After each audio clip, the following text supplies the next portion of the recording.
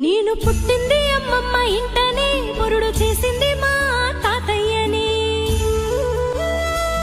పేరు పెట్టింది మా అమ్మమ్మని, ముందు పిలిచింది మా నానమ్మని. ముద్దులాడరు మా మావయ్యలు, మురిసిపోయారు మా అత్తమ్మలు. మా అమ్మమ్మ ఎప్పుడు కాపలా, చూసుకున్నది కంటికి రెప్పలా. పోసింది జోల పాడింది, బుగ్గ చుక్క పెట్టి